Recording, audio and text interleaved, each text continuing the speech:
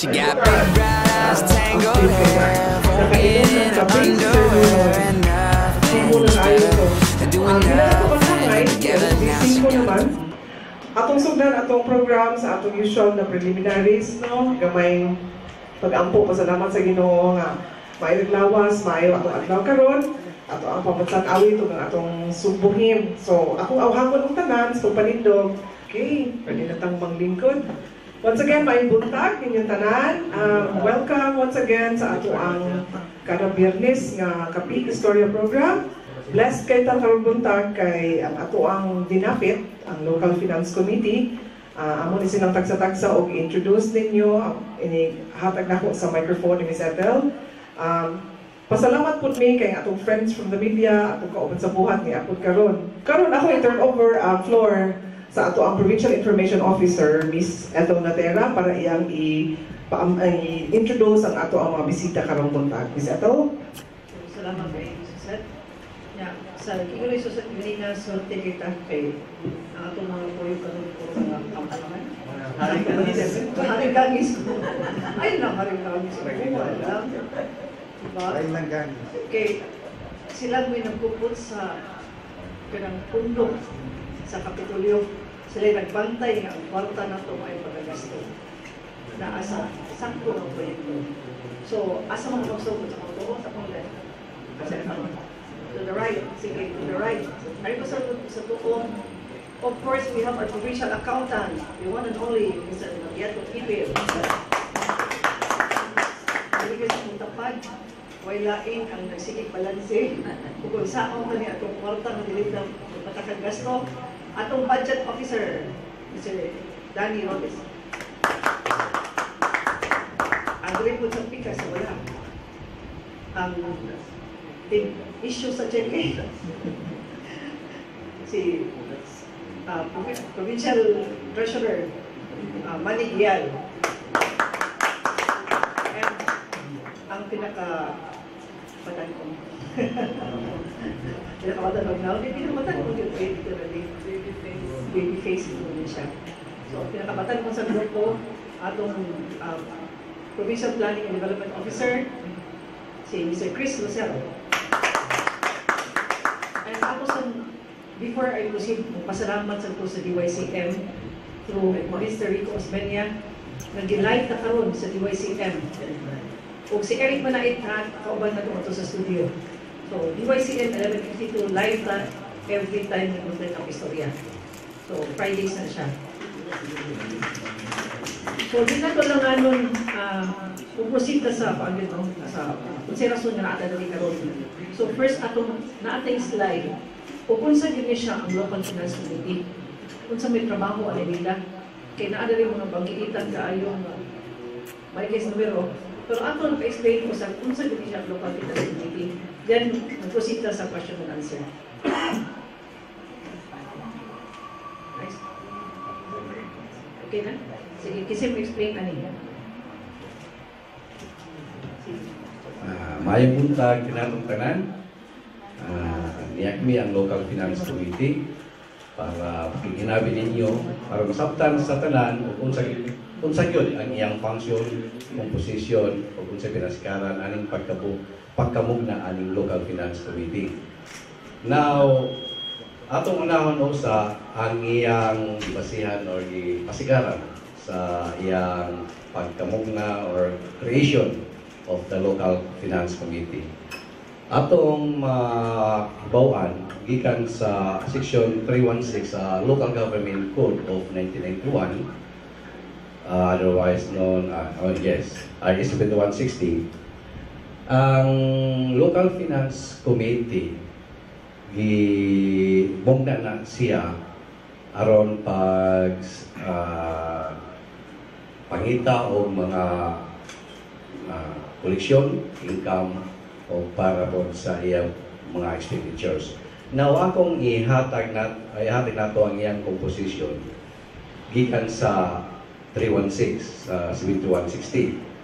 Now, nalatid yun diha sa Local Government Code nga ang Local Planning Development Officer, usa ni ana ang atong budget officer o ang atong provincial treasurer. Ang karon inyo makita na upat kami nga ni Adere, ang atong provincial accountant na apil ni ini. Kana gibasikan na siya sa atong executive order panahon ni then Governor Pablo Garcia.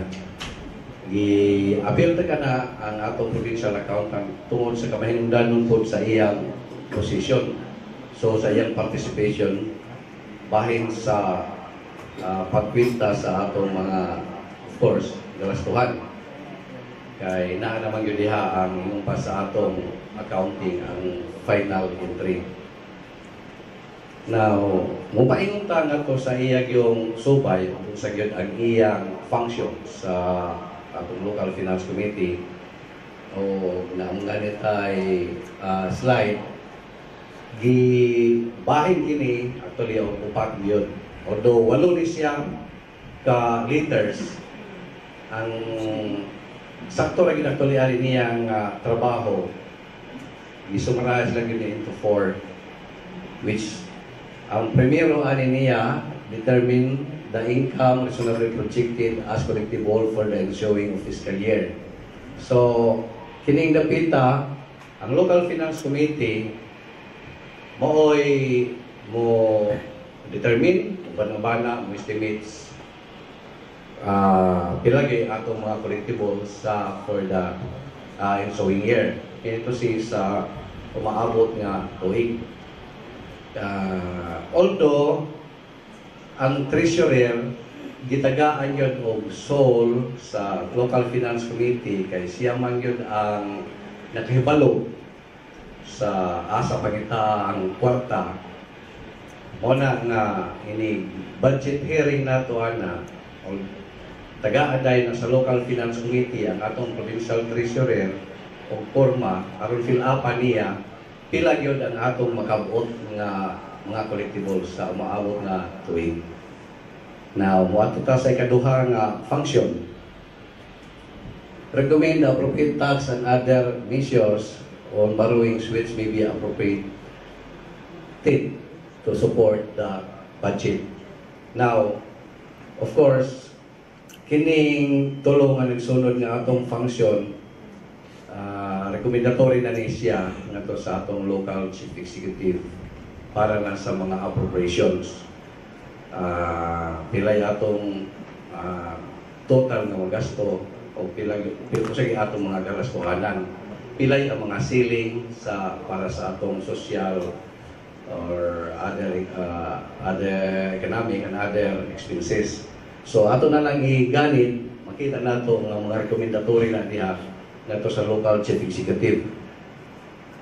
So makita nato sa number 3, recommend to the local chief executive concern the level of the annual expenditures and the ceiling of spending of economic, social, general services based on the approved local development plan. So makita nato nga recommendatory na para sa atong mga galastuhan.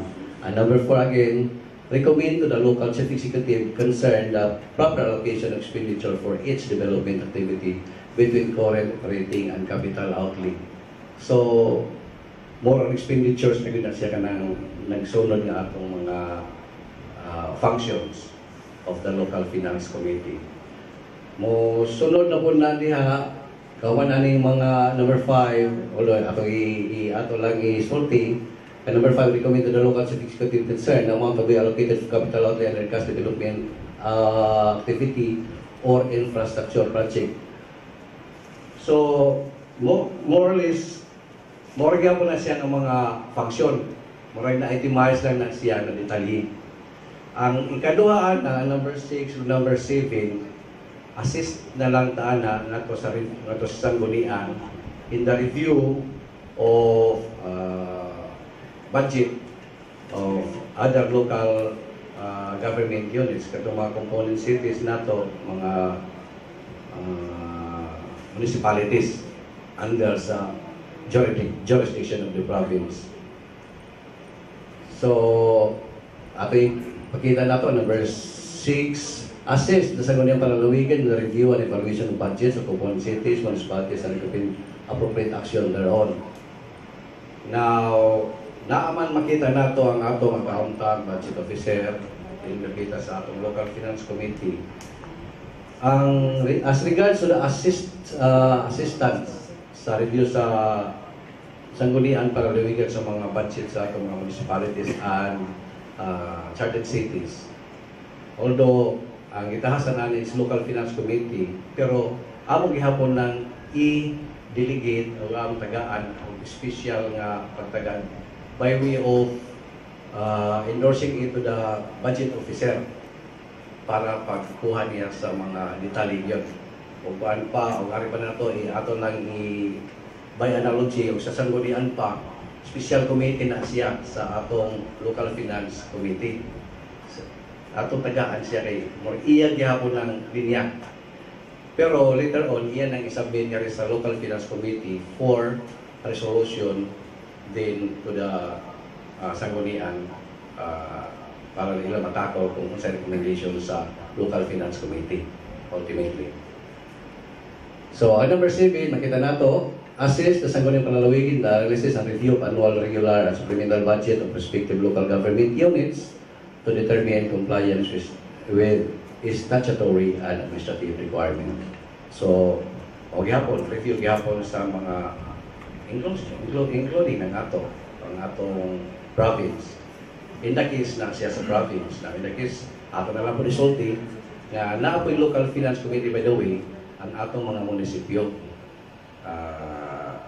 na sila kaugalingon, the same composition sa ato sa province. Ang number 8, which is muna na ang conduct semi-annual review and general examination of cost and accomplishment against performance standards applied in undertaking development projects. So, natay semi-annual review kung wabata mo sobra sa ato mga estimated costs nato. So, ang review actually niya ang atong local planning development officer sa ato ang kasagaran nato mga nandere sa ato PPDO. Wala, mo rin na diri kami Sir Chris sa pagkakaroon. So, with that, I think I already given you the overview, the tradition, how it is created, the composition, as well as the function of the local finance committee. Thank you. So, salamat kayo, Sir Manigil.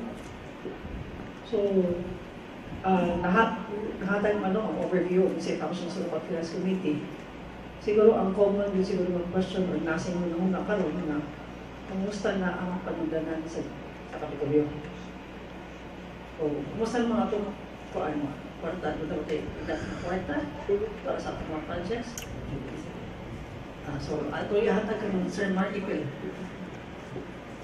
Regarding sa atong funds for projects sa atong provincial government, after 2012-13 is election year, and during that period na pagkakasyon ni Junjun, July 2013. 2012, mag-resolve yung time, pag na-news, paano yun na siya na apikigit at that time. Pagka 2013, naka-recover ta kay doon ang sa mga prohibition ato sa mga infra projects. Kung bago pala sa transition code si Go Junjun, pagka 2014, okay na kita ang atong karagaran. So, by okay, meaning maka-prosecute natin sa atong mga identified projects based po sa atong approved nga budget. so, kung atong i-compare ang atong income sa 2012, 13, 14, kumusta mga atong Ang income nato nagsaka gid siya, no? Ang atong kuan na sa atong general fund nato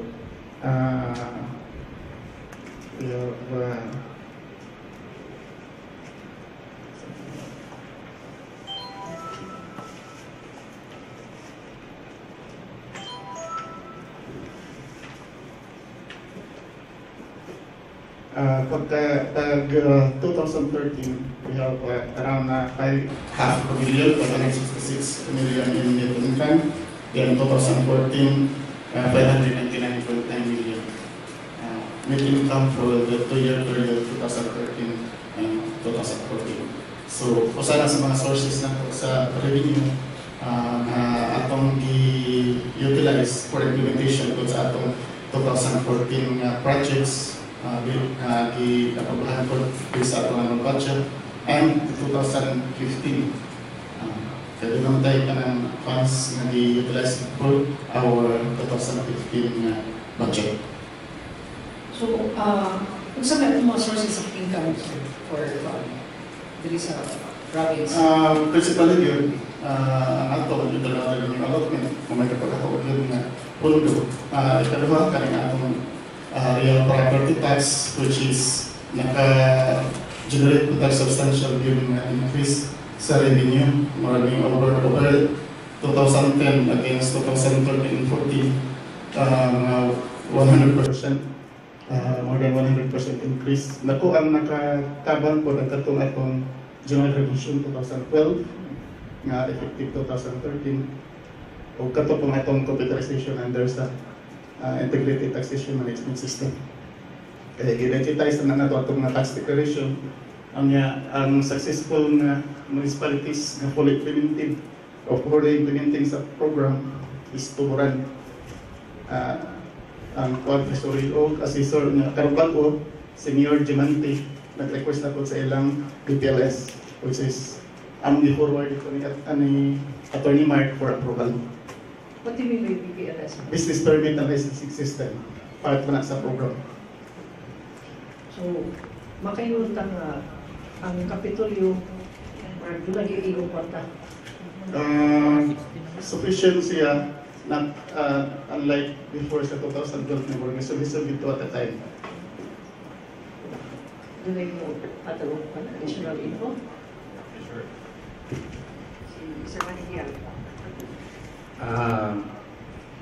Bahin sa atong tanan ni Ma'am Ethel, sa way main sources at totoo ingon sa atong accountant nga ang main income nato is internal revenue allotment. Pero naatay tungod sa atong mga paniwa sa province, piling atong mga economic enterprise, although ato lang iklaro kung sa economic enterprise sa atong local, sa Bureau of Local Government Finance, makonsider na siya sa local economic enterprise kung naay mga resolution nga ordinance creating that enterprise, kanang enterprise mismo. Pero sa among pag-segregate sa treasurer, among gibahin mo na pinaagi po sa atong ASRE, katong tax, non-tax, o diri sa atong mga economic enterprise. Now, ang hospital atong i-consider na as economic enterprise for purposes lang sa atong classification, not because kay natin ordinance creating hospitals as economic enterprise. Now, ang sharing sa income karon sa pagkakaroon, i-include na to ang hospital as economic enterprise kung gawas ng 5149 ang atong mason income na rin sa panundanan pinagi sa atong economic enterprise against sa atong tax and fees. So, dako-dako ginatuloy ang contribution sa economic enterprises na to. I hope nga with the idle properties of the province now, especially nga nanay agreement ang CPBDC and Philippines increase pa na siya and other properties with the involvement of the Economic Enterprise Committee mo increase pa rin na siya. That's how we foresee of the possible income of the province of Cebu. Aside from the hospitals, ano sa pamayato mga economic enterprise? Naman tayo South Bus Terminal, which earned us much. Large yan. Rental aning agrarian. Of course, Philinvest is giving us the rental of 600,000 a month. Although di abot ng 600,000 kay kita sure held naman ang siya. Ang certain portion na abot na natin 587,000 per month. And then, natin mga part, social hall, magpa-avanta, kaya to ang CCC ang Cebu Cultural Center, pero karon inoperate man kay tungod sa nitabo sa Baguio. Maghihapon na atong Cebu International Organization. Ang Museo sa Cebu, nag-aircon na ginagmay, parking lot na ito, may income tag more than 1 million a year. Kaya inyong makita diyan atong parkingan. So, those are some of our economic enterprises. So, at this point, ako nang ihatag sa ating mga kauban ko sa media o kung gusto mo tanong. Mr. Sige, unang nagdala ko si June Villarozalo. Pantay mo dyan. Sir, sa pagkaroon ang Kapitolyo Zero din sa tawa tayo utang. Sa pagkakaroon, zero yun ang atong loan. Loan ang atong laruhan lang. Loan lang. Kaya naman tayo mga accounts payable. Loan lang. So, wapay kwan, sir, pilay klarong figure o pilay nasod, pilay kwarta ka na ito na nasa bangko? Ang nagit sa bangko na ito karon yabutin na siya o 1.4 billion. Billion.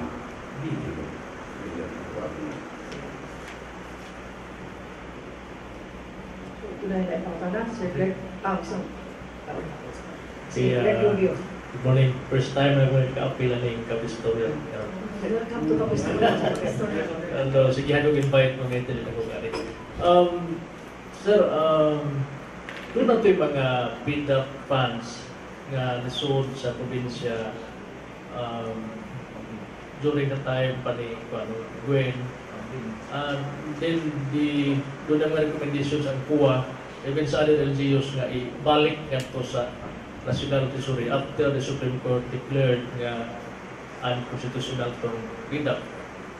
So, sa atos probinsya, kumusta naman ito, asa naman itong build-up karon, and doon naman sa ito yung request nga ipabili na lang sa probinsya para magasto sa intended projects. Like for example, natong sa DSWD, build-up to the certain senator, I forgot. So, saan may status ang itong build-up karon. Ikaduha, until now, mag 2 years na si Governor Junjun, wala man i-appoint ang Department of Finance na provincial treasurer.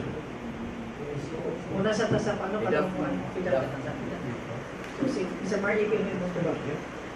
Regarding sa PDAF, doon ay legal opinion ng atong provincial attorney Orbi Ortica, discussing or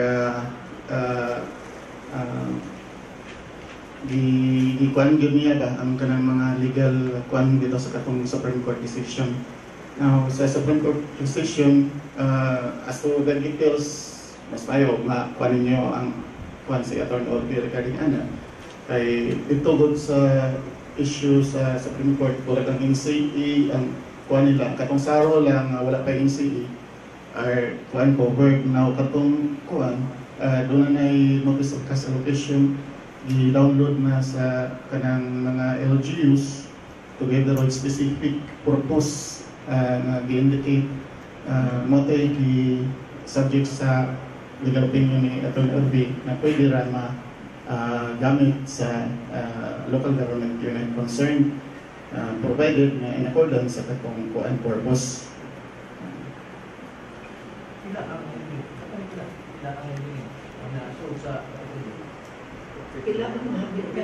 Pila ang amount sa PDAF? Wala ko'y figure diri pero substantial tong amount kay nag-accumulate man sa to since 2011, 12, na kay part na to 2010. Why nagasto? Doon na nagasto, doon na na-utilize ato. In accordance sa katong wala ko yung details diri. Basta ang kung lang dito, in accordance sa katong purpose, sa katong kanang pag-download dito sa funds, directly concern national government agencies. Ano gitawag ninyo? In accordance with ninyo? Yeah. Kay, ang mo niyo ba, gasto mo sa second district, dami ng kapanteng nakita. katong kuan sa kang district ko, dili to magamit for other districts outside sa katong kuan kanang purpose bitaw nga asa to siya gamiton. So, nai Kaya sa, please use the microphone lang tayo. Nag-atong siya sa kuban, mautanan na yan. Kung ako may pending question din nila, ganun wala pa i-appoint na permanent work.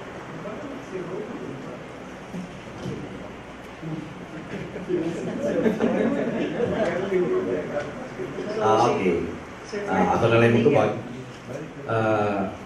Ang item nga provincial treasurer actually, wala pa na siya ma-obtain.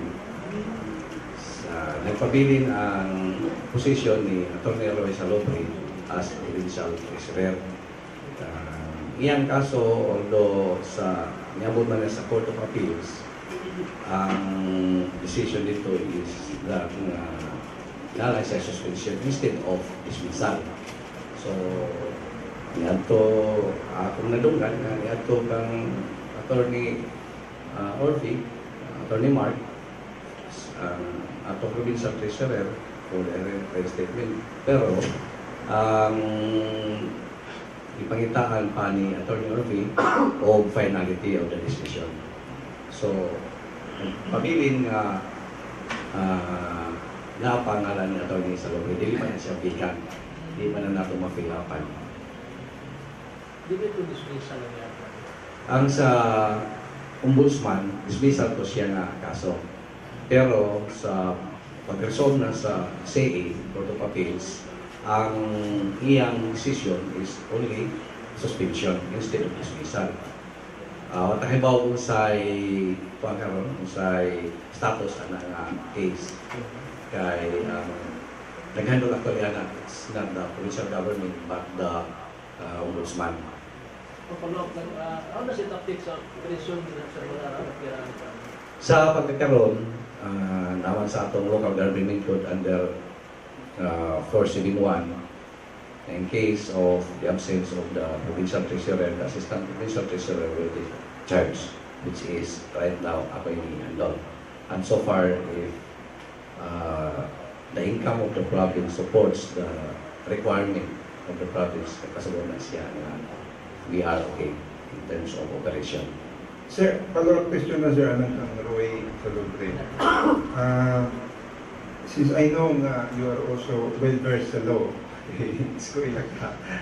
Ilan na technical pala na about sa balaod na niya akong pangutana. And I know you know it now. As in, ang kaso karon is na sa CA, and then si Orby nagbuhat pa siya of finality nga sa decision sa CA nga suspension and not dismissal. This also gives, correct me if I'm wrong sir, hindi ko magbabalaod. This also gives the atong legal office the right to seek for a higher appeal sa Supreme Court regarding aning CA decision sa suspension. Napatay katungudanan, no? Ang sa pagkakaroon, ang nag-handle actually i-usap ang ombudsman man. So ang ombudsman mo ay ni I think mo lifit ana ni after tingali Diyos mo sila o consideration tingali sa CA sa ilang session, and then if they are not satisfied and then they ba i-favor sa ilang sa CA, so most likely they will elevate it to a higher court, which is the Supreme Court na. So, tama ang gisulti ni Sir Manny, ang ombudsman din mo naghandle sa kaso. So, ang iyahan lang is, usually sa balaod, na siya procedure, pero it's up to the ombudsman. So, do not take that in question from Isabel Mortana. What my question for planning or for one? Yes, please identify yourself and please use the microphone. Paliw lang yung pangalan o nasa kang media outlet. Good morning, I'm Dale Sel from Raptor.com. Just like to make a follow-up on the BDAF. We did say that it was a substantial amount. Can we qualify that substantial amount, sir? Like millions, tens and millions? More than 10 million? More than 10 million. Okay. So we didn't receive any order or communication from the Department of or from the national government that we should return this amount. So far, kato lang sa Commission on Audit, which is tubag po to sa atong Provincial Legal Officer, Attorney Orville Ortiga. I know nag-meeting mo ang Local Finance Committee 2 weeks ago and na-discuss nyo ning PDAP, remaining PDAP sa inyong panununan. Muhangyo lang ko sa Cancer Ipil, pwede ba pagkaumanani o tanaw may sa inyong ledya kung pilag yun ang exact amount sa PDAP na naaka sa atong panununan? Okay na sir? Pwede na ito na nang Attorney Mark. Kaya nila ng Attorney Mark. Why problem? Sibo, ano ba si Attorney Mark? Murag out of town mo siya basit. Sige lang. Kasi hagin na tayo. Sige, hagin na ito. Yes, Mr. Brenda Matuto or Father News.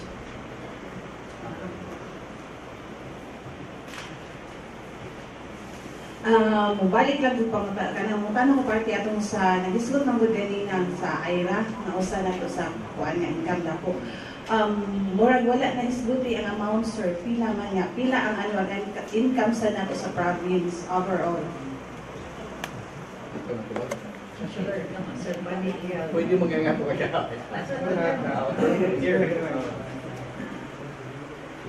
Ato lang kuha ang figure ng exact. Pero by ballpark figure na lang. Actually, ang atong per month na to sa internal revenue allotment is 191.5 million a month. So, sa 2014 ka na. 191.8 million per month. Sa 2015.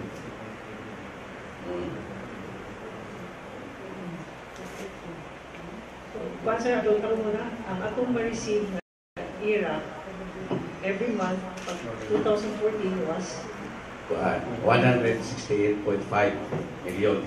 Nakaroon 2015. 191.8 So, exact ka ako.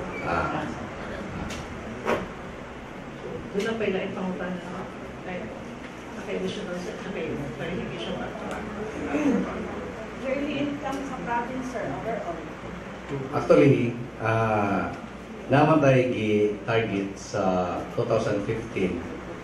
Di pa ginato ma-determine karon kung pila ato ma-realize. Although as of March, 30% na sa atong target, which is biyang yun sa atong quarterly, which is 25% supposedly in the first quarter sa up to April, March. Ni biyan na ta, abot na 30%. How much ang amount sir? How much ang atong target? Pila ang Ang target nato ay actually 3 billion na ang atong i-target, pero nag-include na dihan atong sale of Ariel is property, which is 144. Pending na po na siya sa atong kanang pa action nato dere, whether ma-push ba nato atong within this year.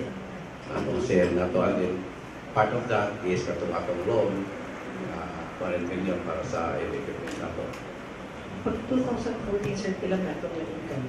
2014, based on our record, now ato na lang ang income ballpark figure na gihapon ni award kita og 2,438,000,000. Pila na itong target for 2014? Sa 2014, ang budget nato is, or the target income nato is 2,405,000,000. So, nagitay ginansya ha. Pero actually, kung inyo ganing makita o madungog ganing ninyo sa atong accountant's final record, dako pa ang atong net income kay ang ato ganing appropriation, ang atong expenditures, mas gamay man sa against sa atong wala man mahurot yun ang atong i-target nga i-appropriate amount nato. So, siguro mo ang tangan ito dili sa budget officer. Giunsam na ito siya pag-manage ang atong kwarta sir. Dili sa mo sumbura sa atong expenditures over sa atong income. O, sa budget principle yun, kung imong yung naon, doon na tayo income na target, assuming karong 2015, na target 3 billion. Di ato ko na siyang i-appropriatean pasabot unsa pay gastuanan. So in principle, kung imo gutan-aon, assuming ma-execute nimo tanang program nimo, zero balance din na. Mao na say, pero in no instance nga mosobra di imong gasto kay ang 3 billion mo ra imong kwarta. Mo ra authority nimo nga 3 billion ron sad. Pero normally doon na mong dintay gitawag og cost savings measure ng atong panggobyerno, although naka-budget na siya, it doesn't mean nga budgeted na siya, hala gastuhan na. So in the course of the implementation sa budget, magdepende na sa course mayong gobernador, hinahinaya nato na kay murag di nato na priority diri patas pikas. So doon na po tayo mga ana ba. So muna nga eventually di doon na hinunsan mahurot. Pero in principle ang ibalik nimo, income equals to expenditures, which is supposedly gasto na siya. Pero at the end mo mabilin din na siya kay tungod sa cost savings measure. Mo nang atong gibuhat karon, atong budget releases doon na tay release karon to sa ato release. Mo sa pag-control nato sa budget nga ang opisina sa dili bitaw ingon nga tungod kanay budget hala gasto, ang budget officer mo control sa niyo nga mangulikta sa ta. Di man ka nung dumi nga ang 3 billion di mo tuig na. Di man na mahurot tayo na most first quarter. Ang atong palikta binulan man. So mo na ang atong makita sa among role sa budget office kanilang sa kay in principle di kita mo magamit kay mangulikta man ta binulan ng pagsuod. So ana ang pag-manage nato sa atong budgeting. So, Ms. Brenda.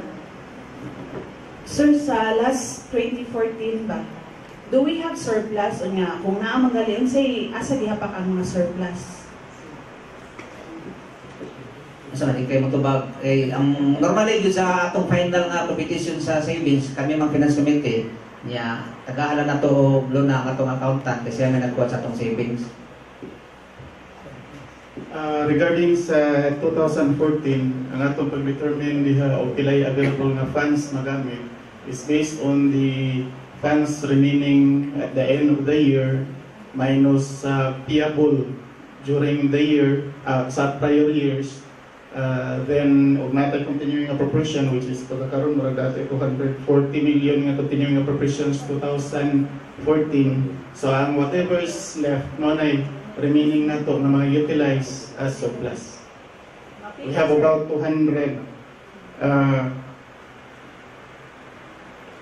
mga 200 million is 291. Ang surplus. Fund balance na to at the end of 2014. One ang subject sa atong supplemental budget number 1. Karoon na siya, no? Kapag yung mag-ingon, ang atong himuon at the end of the year, funds remaining at the end of the year minus payables, tapos minus pag yun sa atong continuing appropriation, which is for the previous year's 20 million.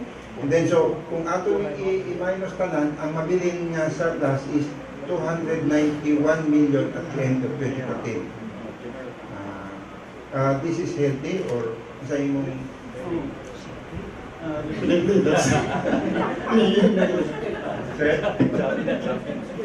Mamabana sa simultaneously sa provincial planning officer na to, o kung sa may mga projects na nagastuhan na to last year. Sa 2014, kung sa may mga major projects na ito nagastuhan, sa 2015, kung sa siya ito iplanuhan.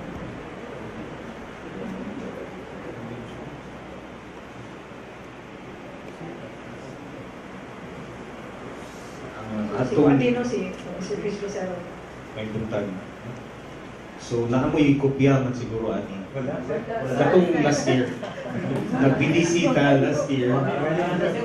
Ang specific ani nga mga kuha na ani, nahas budget officer na to. Ang specific. So, tingala siguro mo murag adman out ko kay na planning yan. All the 3 deals with money. Okay. Of course, we need nga atong projects bitaw. As a backgrounder lang anong planning siguro sa local finance committee. Of course, we need funding para sa atong identify na project. So as a background, anong na ang planning officer dili, planning office. Okay, of course, it starts sa kaning mga development agenda sa atong governor, which springs up again gikan ni sa atong regional development investment plan. Every sitting bago nga governor, pick up siya dito yung agenda from the regional investment plan, which in our case right now, atong governor ni himog sa 6-point agenda na to. Of course, number 1 ang health, second ang countryside development, and third ang education, fourth is environment, fifth is infrastructure, the sixth ang law and order. So if you may notice, ang atong structure, ang tsura sa atong annual investment plan for this year, which is 462 million, that is 20% of the 2.3 billion IRA nato. Ang iyang format, nagtamod atong katong sa 6-point agenda sa atong governor. Now, out of the development agenda sa governor, natay gitawag na local development investment program, which is a 3-year local plan. Paglingkod na ko last year, ato pa lang yan ay kay pa man siya nag-existent siya pa. Now, kanang AIP nga atong ginatawag na annual investment plan, out of the 20% mo siya sa atong IRA, mo ni siya annualized na format sa atong local development investment plan. So, mo ni siya notice kada provincial development council nato ato ni siya i-present kung niya i-pass ni siya as a resolution ato i-pagi sa sanggunian. So last year, ang atong gigastuhan ini, ang hospitals, birthing, bar, health, and animal care centers facilities na atay gigahin na 56 million. Out of that, ang atong gigastuhan ani mga ambulances, and then naapa siya balance ato maning bansay-bansay ron kay last year, nahitabuan po na ang Department of Health na po siya yung separate program na the same sa atong trust, no? Okay, specifically. Okay, this is last year, no? Okay. So, atong nagastuhan so far, ambulances, 12 million atong nagasto out of the ambulances, out of the gigahin atong initial na 2 million atong isupplemental ng 11 million. Atong nagasto 12.1 million, and then ang atong hospital equipments nakagasto tag 54,154,000. Construction and rehab of upgrading of building and structures sa atong mga hospitals and birthing facilities and other animal health care centers are nakagasto tag 1.2 million ini. No? Sa water supply development program, nagdahinta og 5 million initially and atong isupplementalan ng 13 million, we have a total of 18 million. Atong nagasto so far is 2.5 million, but daghan kay ito sa opisina ro mga request ani water pa, no? Especially ang pre-election year ta. And then of course, priority ni nato kay naman ni siya implication sa health sa atong mga constituents. And support to other waterworks system, 18 million po atong nagasto na. Sa environment, ang material recovery facilities naatay na gahin nga 2 million, kunya nag-supplemental to 15 million, 2.798 million so far na gasto. Bago lang yagi sa opisina dito ang design sa mga MRF ini, no? From the engineering, nag-design sa kuan po sa mando ni Attorney Chan, no? And then medical waste disposal facilities na atay nagasto 1.1 million, rainwater catchment facilities na atay 761,000. Okay. Ang kining sa atong restoration and preservation of cultural arts, museum and heritage sites, wa panig ako ang kay design nato ni na atong ato pa ni ginaon asa ni gastuhon kay murag most probably ang nabitingan so far ang kanimang ato naman lang usahon siya into one instead na specific sa museo sa Sugbo.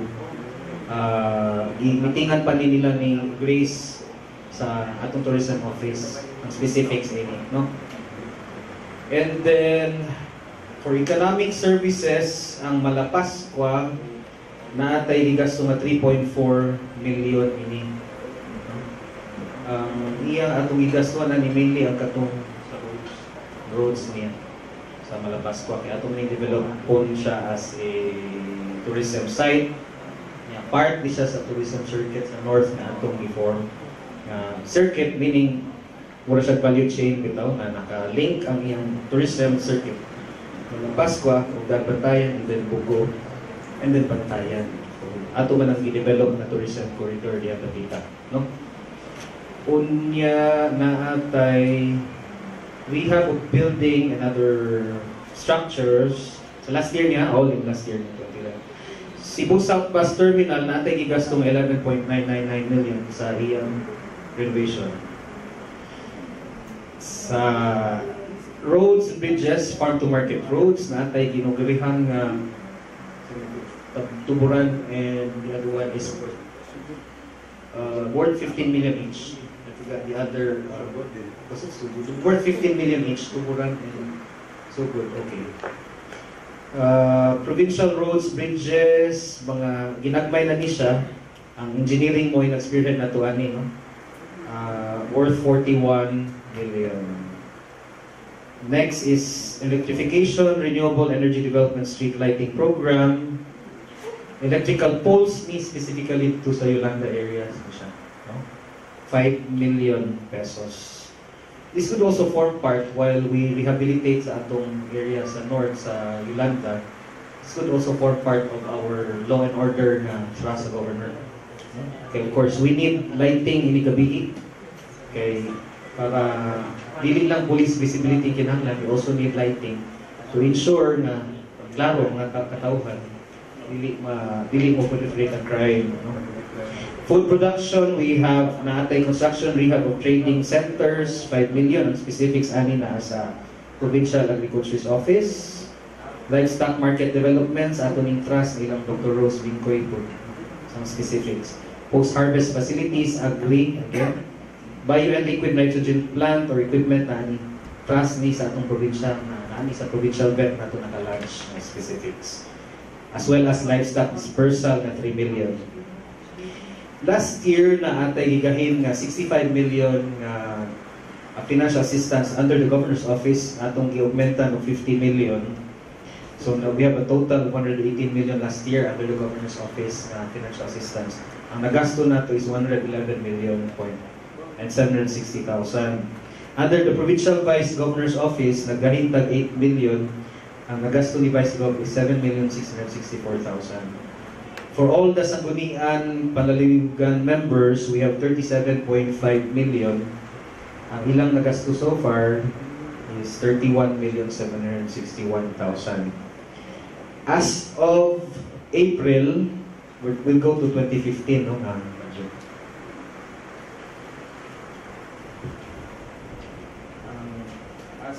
Ang total na 462 million sa atong development fund annual investment plan,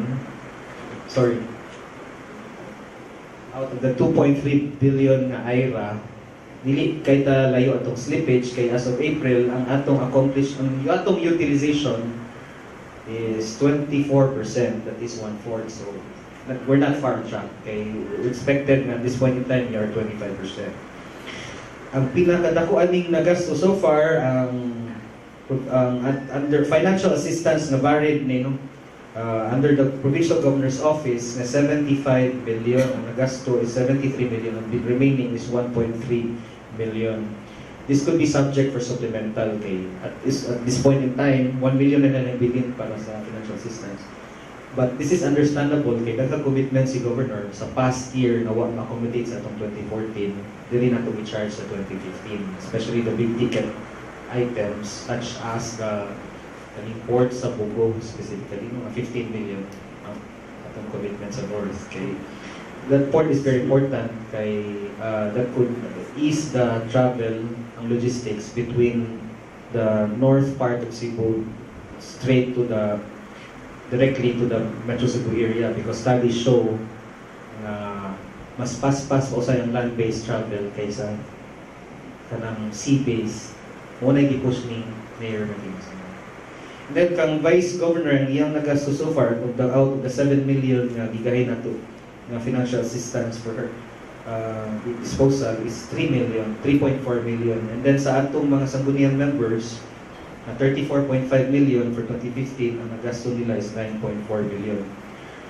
For the regular nato mga development activities under the hospitals and health facilities, na atay gigahin na 4.5 million para sa construction improvements sa mga health facilities and 29.3 million. At this point in time, nagsige pa sila prepare of PRs, purchase request. Ang 29.3 million, gigahin initially para sa mga hospital beds nila, nato sa mga kalungsuran, para specifically sa atong district hospitals, mga air conditioning units, mga operating facilities, etc.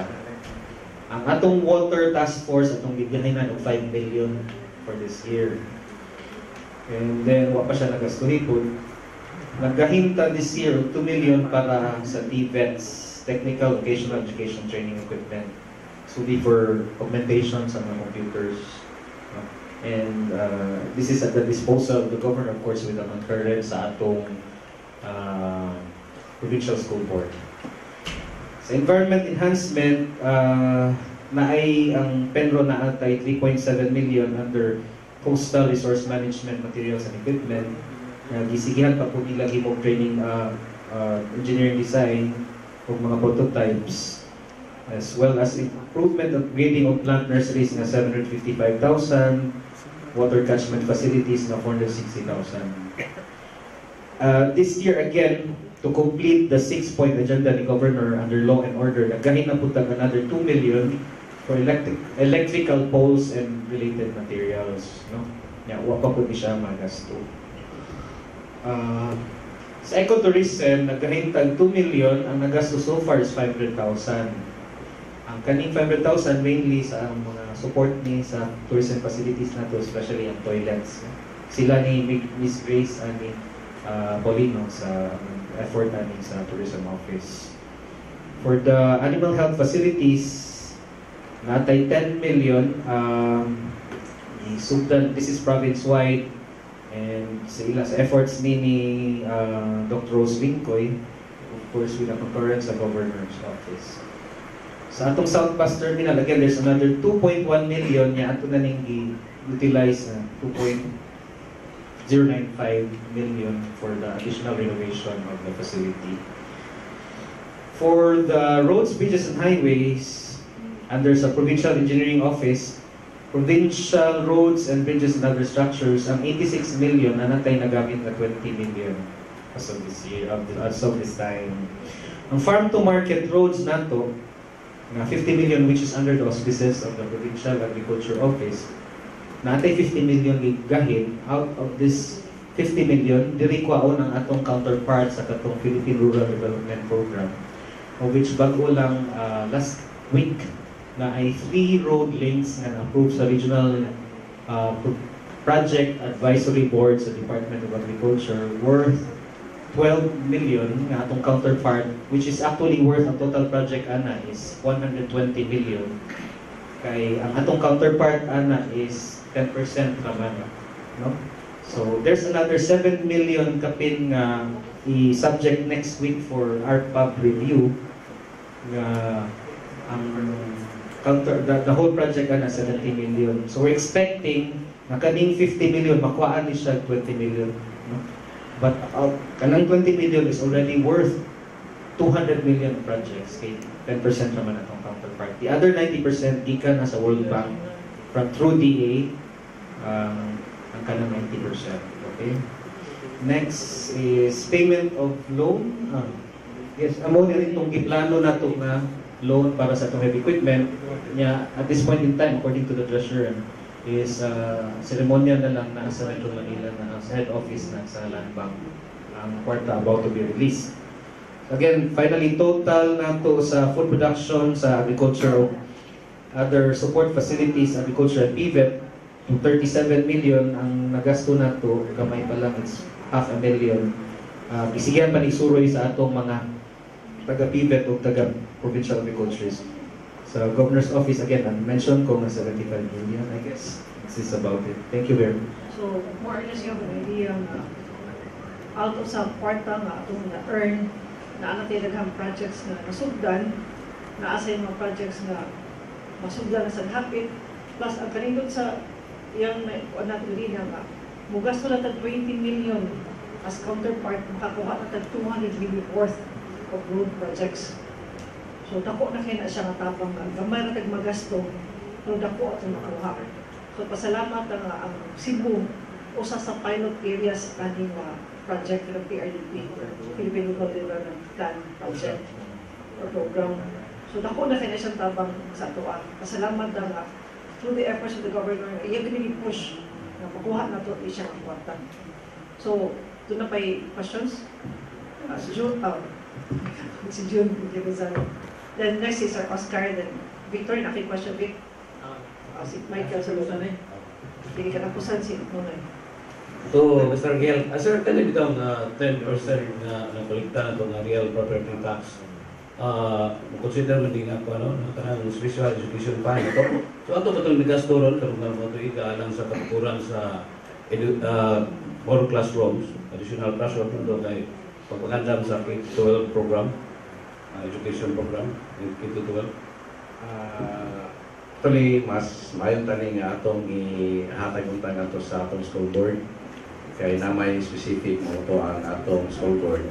Muna actually ang handle aning atong special education fund, which is 1% na siya sa 2% nga collected na to sa total 2% collected sa atong real property tax. Ang 1% ani mo paingon na to sa special education fund, which is ang manage ani mag-budget ang atong school board, provincial school board. Kanya, ang atong school board na mo ay actually ang nakibalo kung sa iyan buhaton ani. Okay. Sige, atong basig nakahibalo ang atong planning o kung sa gigistuhan nila to. Naabay naka-attend na to itong February 25 na full council na Provincial Government Council meeting. Katong ang purpose ato nato nga mando to siya sa Department of Budget and Management. Ang tanang line government agencies, regional offices, pag-presenton sila dito, ipa-endorse sa full Provincial Government Council sa ilang mga programs, activities, and projects. Ang tanang line agencies, regional offices. Ang usa dito nga ni-present ang Department of Education.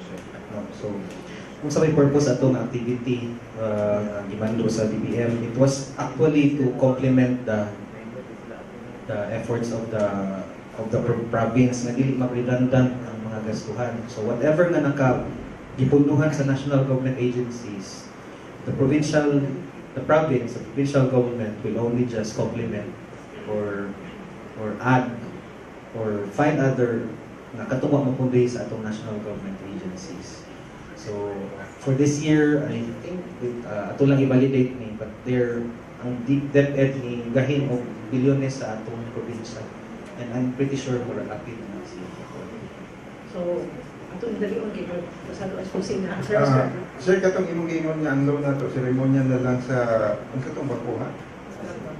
Land bank. Actually, by principle sa land bank tungkol sa atong ikwinta na muna sila ikwinta pilagi atong borrowing capacity. Kwinta dahil sa land bank ka loan dito up to 3 billion na ang atong borrowing capacity, but then right now ang atong mga documents para sa atong loan tuapat sa Bureau of Local Government Finance, and then paingon na siya central office, by the way, and then yung paingon na natin sa Bangko Central o paingon na natin sa Monetary Board for their opinion, and that is the requirement before bank or financial institution can release the loan amount. Pero pila din ang atong concern, ang amount yun atong target actually is 200 million. That is why makita nato sa atong planning living natin 110 million actually for amortization na siya for this year. Sir, kanang ang akong main pangutana rin sila sa loko kong binata rin ang pangutana siya. During the course of our discussion, it was found out na natay 291 million at the end of 2014, which is matawag na itong murag surplus.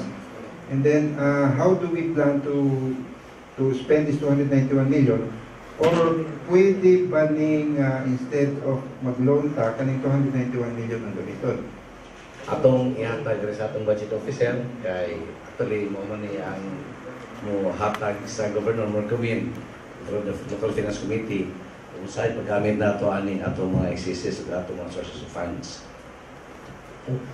Imong yung tanawon yun ang atong panggobyerno, walay arang nga kwarta.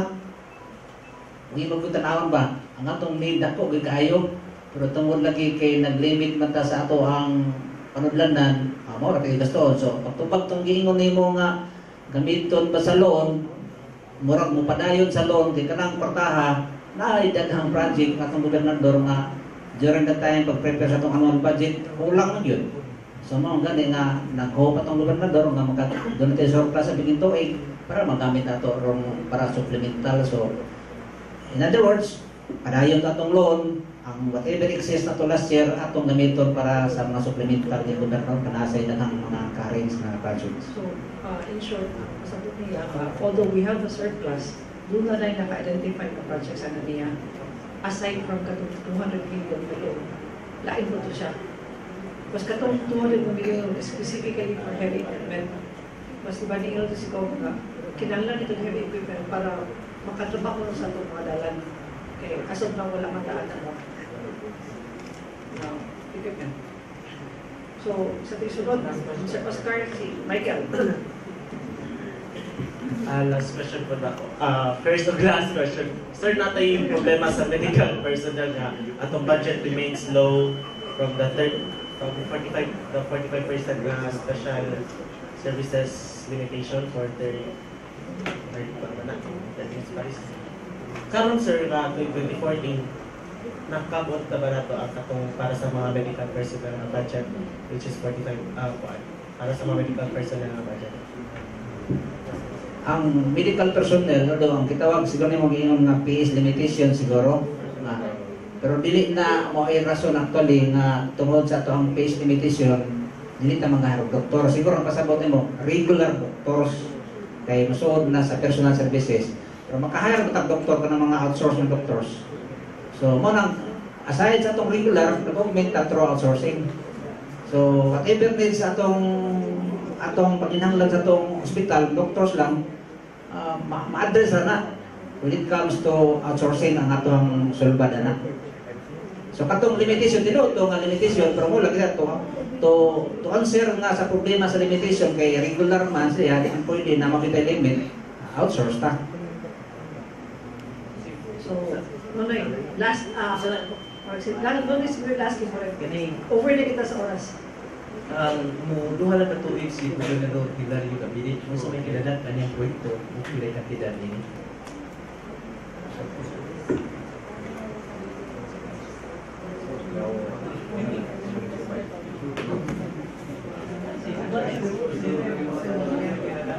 Di, kung imo yung tanawon, ang dako nga paak sa atong budget is kini magong namatay sa 20% development fund. Matong gisgot ni kanina ni Chris, imo tan-awon ang usa sa mga frontliner nga ako ni Gobernador ng Health. Imo tan-awon ni gasto tag 53 million natay gipadagan nga 53 million para lang sa hospital equipments. So dako kay na nga kantidad nga atong ipadagan para pag-upgrade sa atong mga hospitals. Ang ato dahil, although dili makita magod sa immediate na dako, kini financial assistance dako na 200 million na. Nga to ato gihatag sa kaya ang approach ng gobernador instead of kita i-implement, di man ato makahakop usar kay engineering na to pila ka tao. Ang approach ng gobernador tagaan ning 10 million siya sa mga kalsada ana so worth na 200 million. So man nga i-download na dito kamo na implement kay although mahimo sa ning kamo kundo sa mo makaya pero kamo sa diha trabaho mo taga mo kwarta. So mo na diha kung mingon ka dako nga proyekto ni gobernador katang mo katong sa hospital equipment naghimo sa kalsada na sa tay naggasto mga worth 70 million na. Diyan do na sa tay kanang 200 million gyud nga gipanghatag nato sa mga LGU. Dili lang ordinaryo, by million sa para silang mga proyekto sa. Napahimos na sir? Okay, if you... Oh, last year na, nakahatag ng mga 200 million. Tapos karoon, nadia, nakahurot na putang 75 million. So, muna ko pa yun na. Okay, kung makabantay mo every time na doon ay provincial board session, naagin na diba doon na sa agenda nila nga 20% development fund charge of the governor's office. Yan, i-download siya for isang lungsod, isang barangay, for mga dalan, mga drainage, mga daycare center, o sa tinha. So, muna siya igasan. Sige lang, kinangayon naman po lista kung unsa ni siya mga igastuhan sa development fund. Makatan lang niya po nila. Hindi naman nag-text.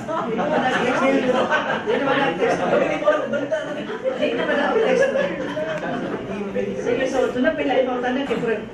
Daghan nagigutom ni rin. Daghan nagigutom, so, murag, indot yung kaya discussion, over yung tao, 20 minutes, 25 minutes na. Programin yung kaya istorya.